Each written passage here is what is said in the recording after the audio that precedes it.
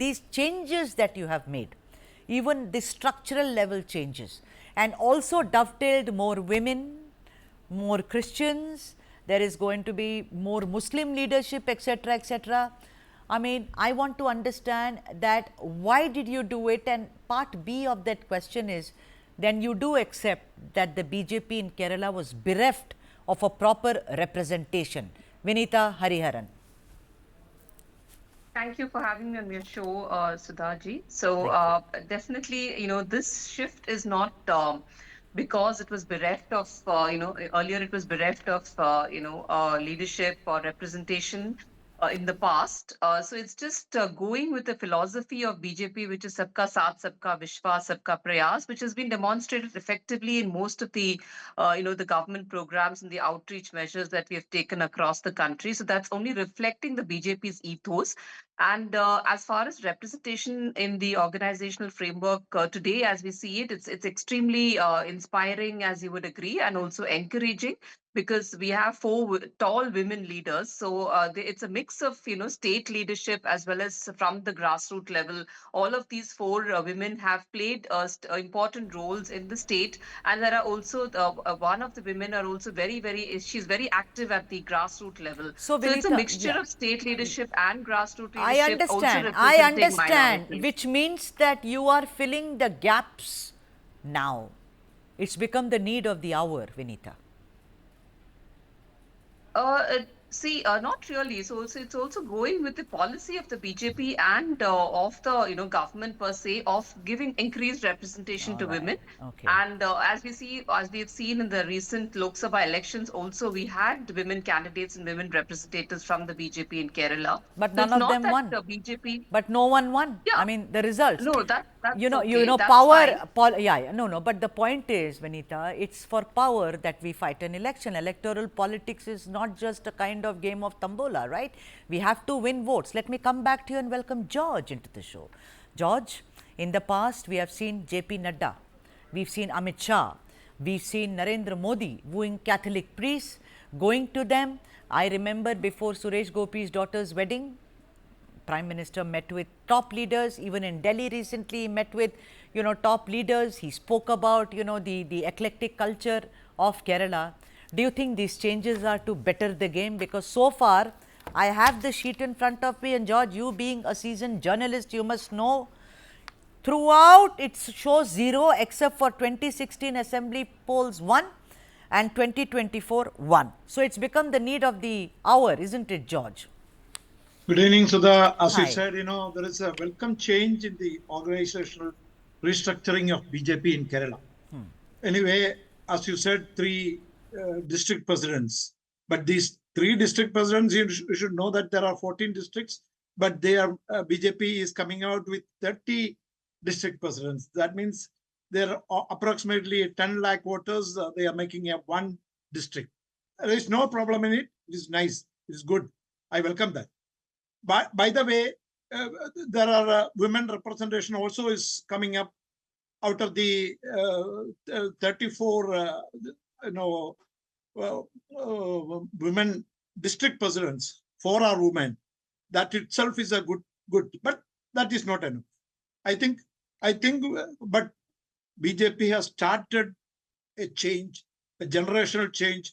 Youngsters are coming up, women are coming up, then minorities are coming up, but Muslims are avoided.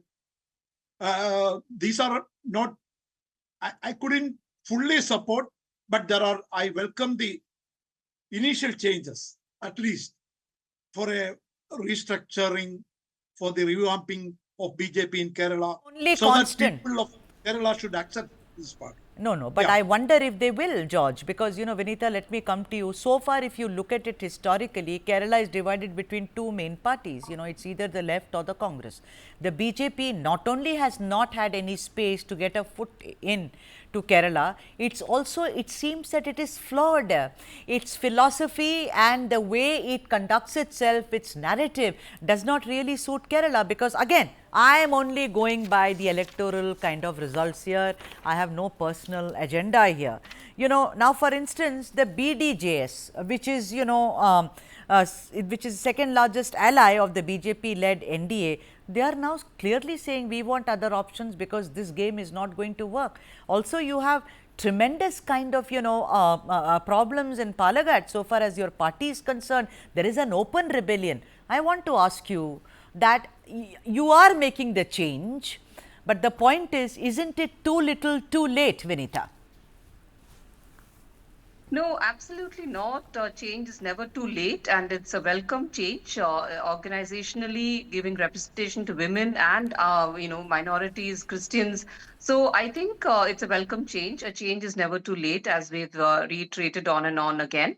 And as far as representation is concerned, we've had, in innings now, we've had a foothold with Suresh Gopi ji coming in as the MP from Thrissur. So I think that's a great electoral win. And you must understand that Kerala's population is extremely, their mindset cannot be changed very easily. So a change in Kerala is very difficult to achieve because the population, demographically, if you see, it is, towards the older population who have their votes cast in their mind very clearly. It's etched in their mind. So it's very difficult to erode that pattern.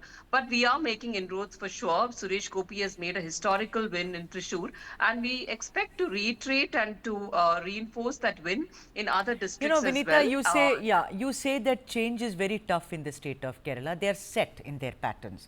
Then how are you going to succeed if you say that it's going to happen? Also, let me ask you another question.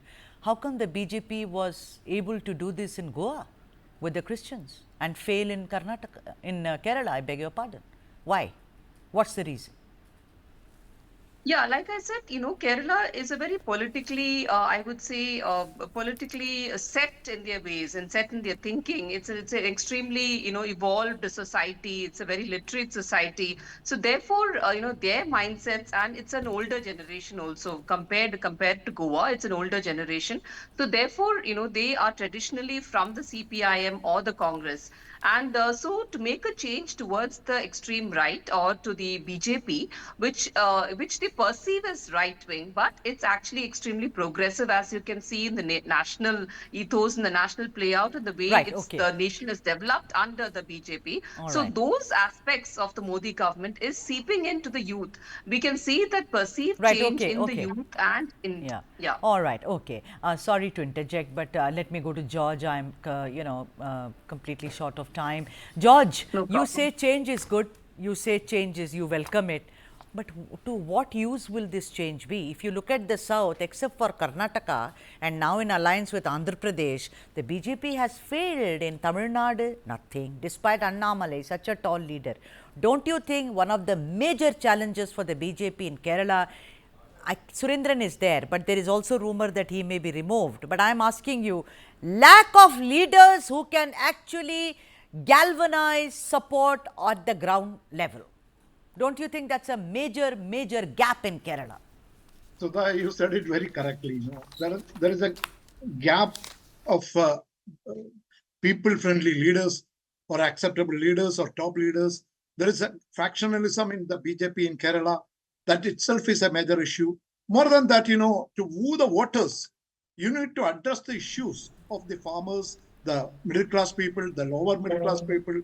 That itself is the major issue in Kerala. That all the normal farmers are in distress, and there are major issues concerning the middle class and the lower middle class people. That has never been addressed, including the view trying to woo the Christian community also. The problems of the Christians are not addressed, other than words and and also I think central leaders with lots of funds coming there and campaigning is not going to work.